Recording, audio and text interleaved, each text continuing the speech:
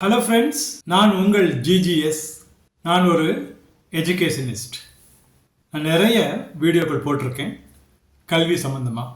இந்த cashew nut அப்படிங்கிற ஆங்கில வார்த்தையை கேள்விப்பட்டிருக்கீங்க இல்லையா? முந்திரி பருப்புன்னு சொல்லுவோம் இல்லையா? அந்த வார்த்தை ஆங்கில வார்த்தையா இல்லை எந்த மொழியிலிருந்து வந்ததுன்னு தெரியுமா உங்களுக்கு?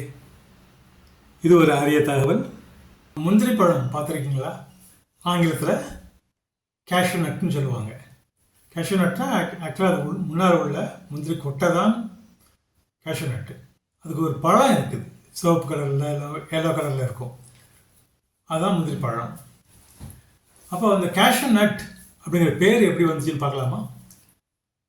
இந்த பேர் கேஷ்யூ நட்டுங்கிறது இங்கிலீஷ் பேரா? ஆங்கிலேயர்கள் நம்ம ஆட்சி பண்ணும்போது ஒரு ஆங்கிலேயன் கேரளாவுக்கு போயிருக்கார்.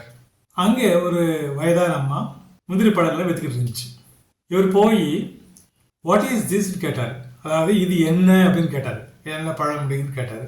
ஆனால் அந்த அம்மாவுக்கு இவர் சொன்னது புரியலை. அந்த அம்மா விற்கிற மும்மரத்தில் இருக்குது. அதனால் அவங்க என்ன சொன்னாங்க தெரியுமா? காசினு 8. அதாவது நம்ம தமிழில் காசுக்கு 8, ஒரு காசு கொடுத்தீங்கன்னா 8 பழம் தருவேன்.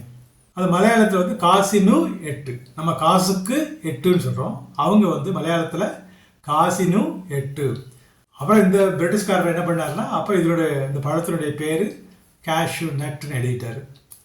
அன்னைக்கு இருந்து இன்னைக்கு வரைக்கும் அது கேஷ்யூ நட் ஆயிடுச்சு.